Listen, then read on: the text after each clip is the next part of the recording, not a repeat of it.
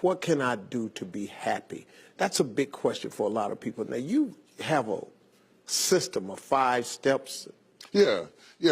I've written 5 simple steps that really helps no matter who you are, what walk of life you're in. Number 1, you have to own your own happiness. Take it away from other people demanding that they make you happy. Your kids are not going to make you happy. Your spouse is not going to make you happy. A big house is not going to make you happy. Own your own happiness and be responsible for doing those things that bring joy into your own heart, independently of life and people and money and all of that stuff. Right. It doesn't necessarily give you a happiness. You have to take responsibility of that peace and that joy that lives inside of your heart and not inside of your stuff. Wow. Am I right? Yeah. And the second thing that I think people need to do is challenge their own story, because people torment themselves by how they see their life. They've told themselves a story as if it were the truth when it is really a perspective truth. And sometimes you've narrated a story that you beat yourself to death with. Challenge your own story. Change the way you talk to yourself about who you are and what happened to you and what you're going to do in your life. You wrote the script. Change the story. Change the dialogue. You can, am I right? You know? Yeah. The third thing that I think is very important is to enjoy the journey, not the destination. A lot of us delay our happiness. When I get to this level, when I get my degree, when I get the kids, when I get married, I'm going to be happy. Enjoy the journey. Enjoy the whole step, the whole process. But you don't celebrate when you get to the finish line. Celebrate all along the way. Celebrate all along the way. Yeah, man. Yeah, man. And then I put me on my calendar. Put me on my calendar, because I want my attention too. Because if you don't see yourself as valuable, nobody else will. You know, nobody else will. The other point is make relationships count.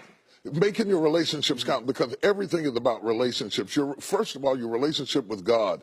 That's a very important thing to have, because as long as you know that there's somebody in charge, you don't have to bear the brunt of the responsibility and the weight of what's going on in your life. Yeah. You can talk to the boss. Okay. Yeah. Number 2, enjoy your relationship with yourself. If you don't like you, it makes it hard for me to like you. Because people, when you walk into their atmosphere, they draw you into the cosmos of their own drama.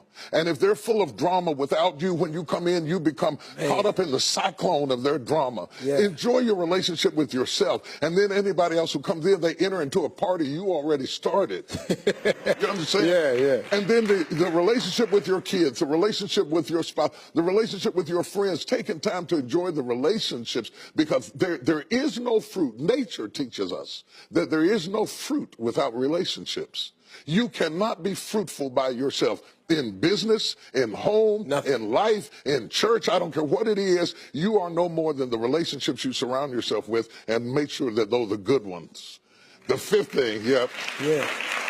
No, go ahead. I'm loving it, man. Is this good? Yeah, this is really good. The 5th thing that I really ascribe to is balance work with play.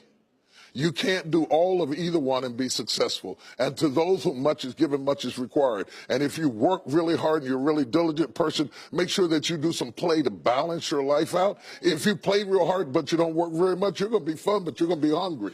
You know what I'm saying? You got to balance work with play. You have to balance that with your children. If you're always a disciplinarian, your daddy going to get you when you get home. I don't want to always be the police in the house. Yeah. I want to be the fun guy sometimes, you know, to let people know that everything is not serious every day. That's too much pressure. We've got way too much pressure on us to be the people we were created to be. About children, it is not what you leave to them that makes them great. It's what you leave in them. And if you leave enough in them,